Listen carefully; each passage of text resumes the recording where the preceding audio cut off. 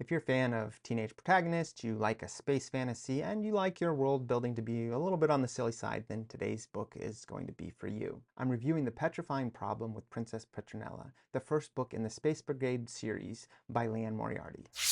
Welcome to Spencer Reads Everything. I'm your host, Spencer Duncan, and today I'm going to be reviewing my first young adult novel. I'm a big fan of YA novels. I grew up reading them, and I'm still very much attached to some of the books that I fell in love with growing up. However, this is a new young adult series for me that I read because I'm such a big fan of Liane Moriarty, and so I wanted to see how she did when it came to a young adult series. The premise of this series is that there's some far-off space planet that has decided that they're going to turn the planet Earth into a trash can. Of course, a lot of people that live on that planet are very interested in trying to preserve Earth because they actually think it's a great place to vacation, and so they come to Earth and they find themselves an Earth ambassador.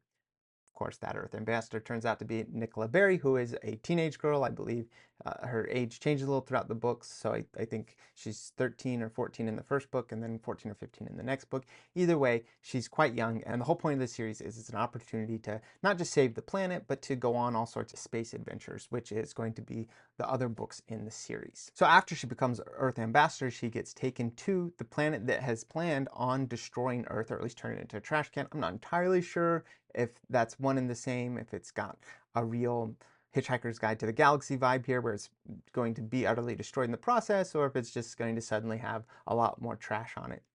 I don't know. That's not entirely clear, but that is one of the defining features of the books, that it's a little silly and a little whimsical in its approach. So she is taken to Globagaskar, which is the planet where she is going to try and convince the ruler, the Princess Petronella, to not turn the planet into a trash can. And there she discovers a race of people that are almost exactly like humans, except about twice as tall. And that's essentially the only major difference, at least from appearance, as far as the book gives. But you quickly discover they do also have a few technological developments that we don't have here on this Earth, including the ability to read minds.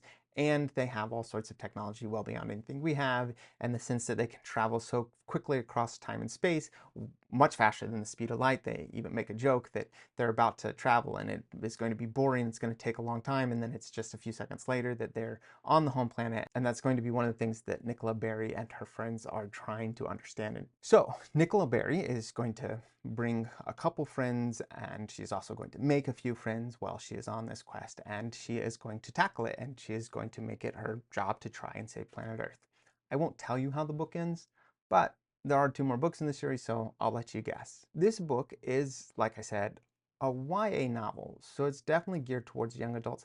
I would put it maybe even a little younger, more like the 8 to 12 age range. Someone in high school reading this book might feel like it's a little bit childish at points. Obviously, I wouldn't recommend it to someone that's not interested in not only young adult, but like I said, it's a little silly. Don't get me wrong. I love whimsical. Some of my favorite fantasy works have a lot of elements of whimsy to them, but this book overall just also has a silliness to it. A lot of elements that are introduced that kind of jump the shark, and so it takes it from a fantasy or sci-fi series that is trying to get children to think about a larger, bigger, or more fascinating world out there, and instead it interjects a lot of other elements that are just a little more childish in my opinion. So I would recommend it to anyone that is looking for books for their children around this age, but I probably wouldn't recommend it for someone that's a little older that still likes YA books. This is going to be just a little too young for them,